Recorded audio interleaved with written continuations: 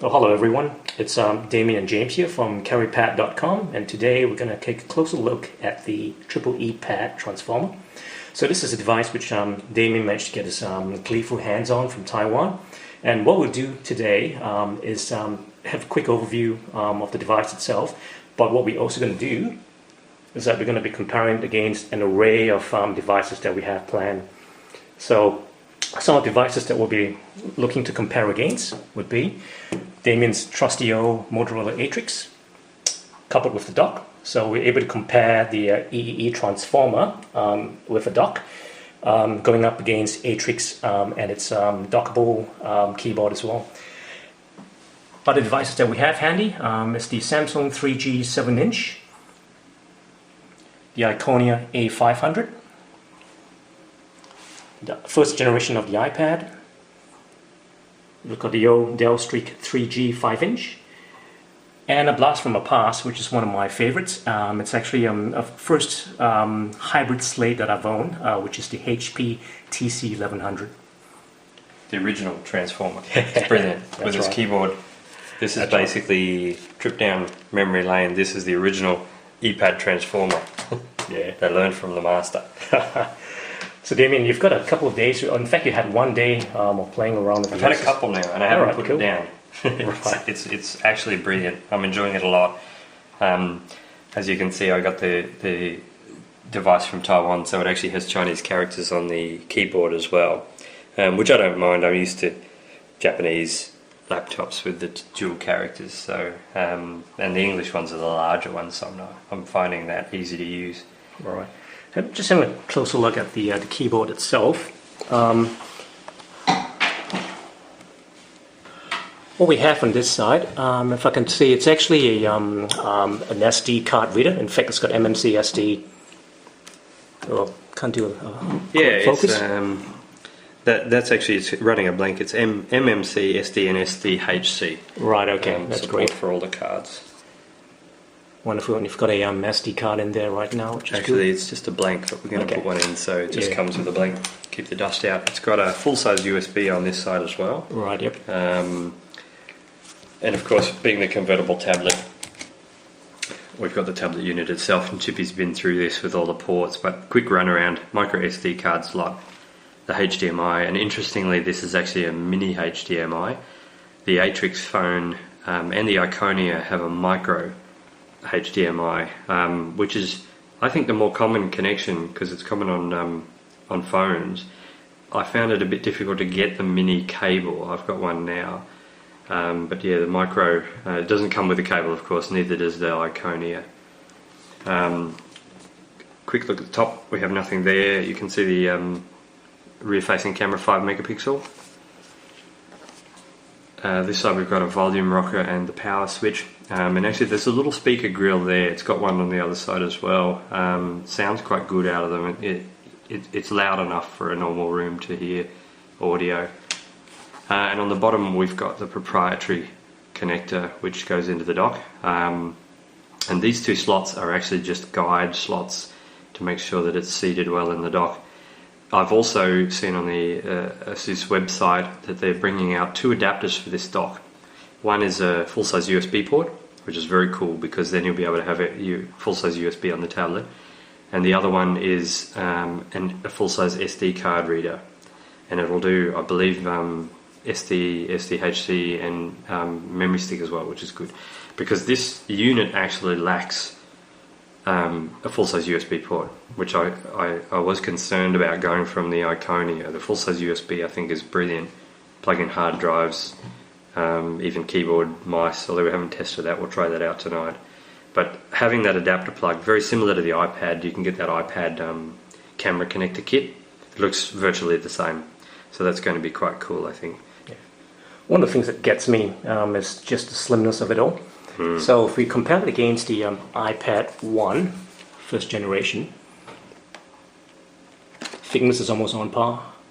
Yeah, I think these are very similar. The iPad 1 has that kind of bulge in the middle, so it narrows to the side, and the eeePad does the same thing. So actually, yeah, very, very similar. The Iconia is a all metal construction and flat on the back, dead flat. So it's actually thinner at its thickest point, but kind of comparable on the edges. Right. I find this a little harder to hold for a long period of time because it's flat, and I actually find the ergonomics of this quite nice to hold because of that, similar to the iPad because of that bulge. Yeah. Easier to hold. Yeah. And plus the fact it's a lot lighter than the iPad 1. I think the Transformer weighs in at about 680 grams. But once you actually dock it with the keyboard itself, the keypad we actually weighed it, and it weighed in at about quite a hefty amount actually. Yeah, this itself was only slightly lighter than the tablet, and together they're about 1.3 kilos, and it is very heavy. Yeah. We both noticed that tonight. In this form factor, docked, that's actually quite heavy. We're talking about 1.3 kilos, and you know it's heavier than my Vio laptop. Way heavier than any of these devices we have here. It really becomes quite a hefty, more than a netbook, noticeably. Yeah. It's really a laptop weight, although, you know, with massive battery life. That's right, yeah. In fact, the only device on the table that outweighs this would be my old trusty TC1100. That's it. And, you know, interestingly, they're pretty much on par. That's right, yeah. Yeah, you would have noticed I've dropped the screen on the TC1100.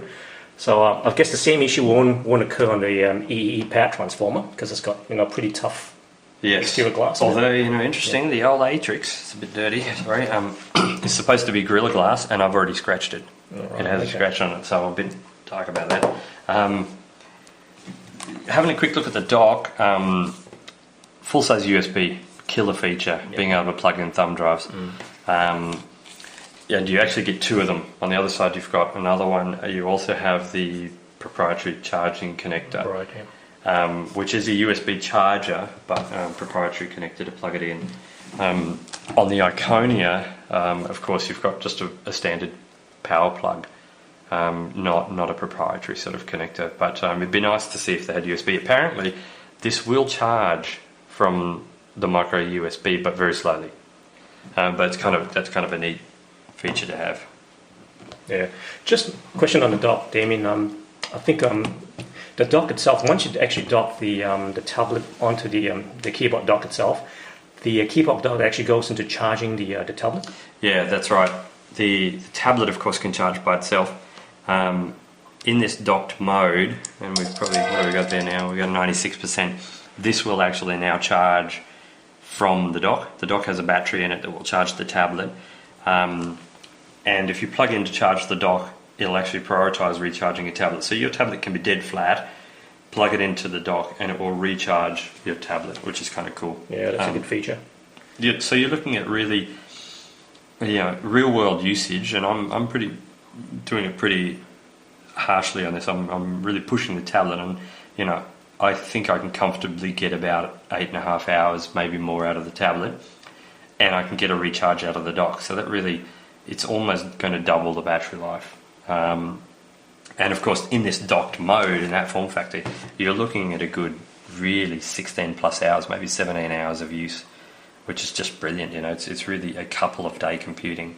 Yeah. The other thing I noticed, which I really like about the dock, because of this hinge is very solidly made and quite stiff. So you're holding your screen at a very good angle.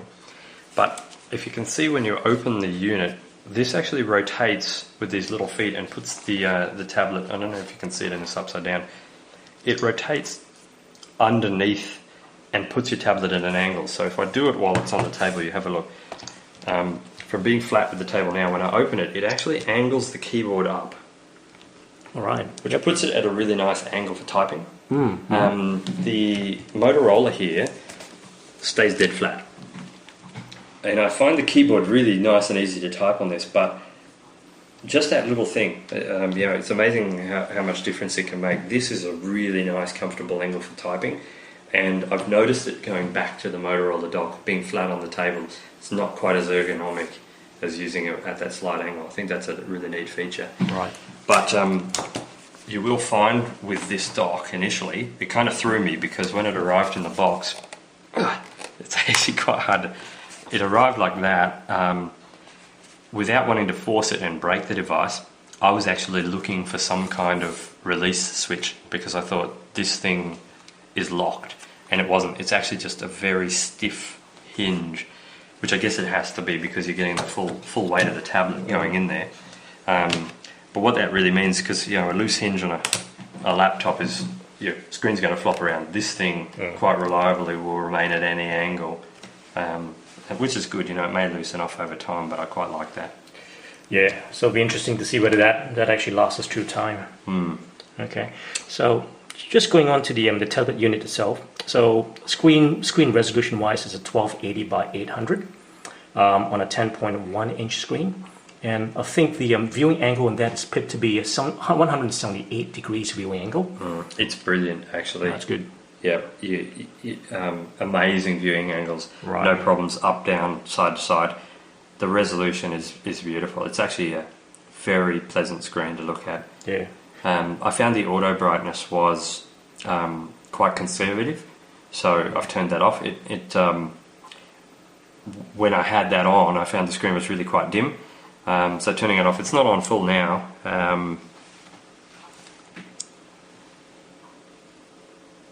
But yeah, full brightness is actually too bright.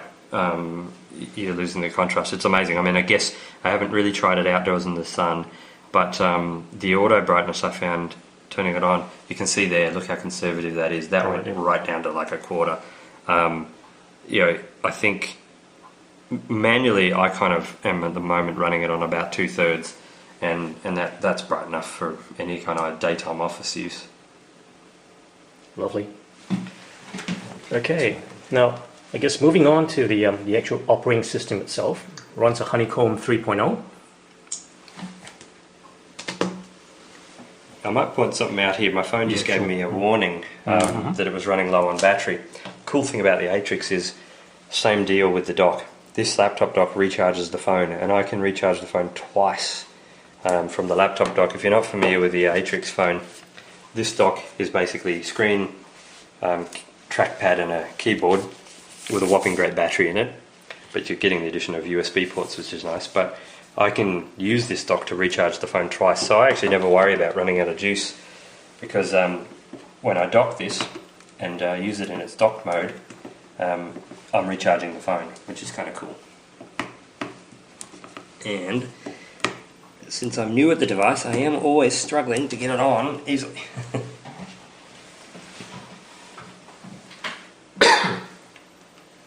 But yeah, just a note on the keyboard on here as well.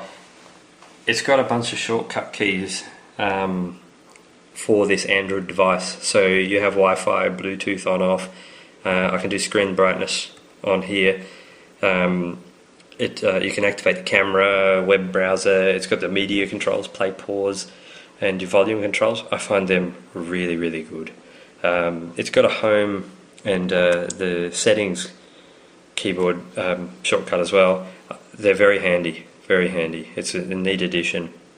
It's actually adding a whole row as opposed to like a normal keyboard above the numbers, but yeah, I'm finding them very useful. Yeah, and this looks like pretty usable keyboard as well. It's nice, yeah. Nice depth, so it probably gives you a good typing experience.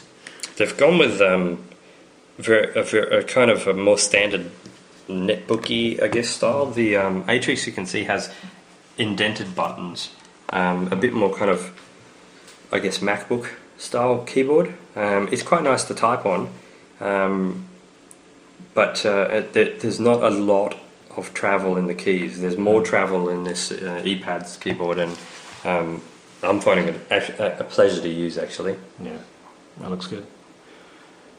Okay, in the next video we'll have a closer look at the operating system, and we'll run you through some of the programs. All right, see you soon.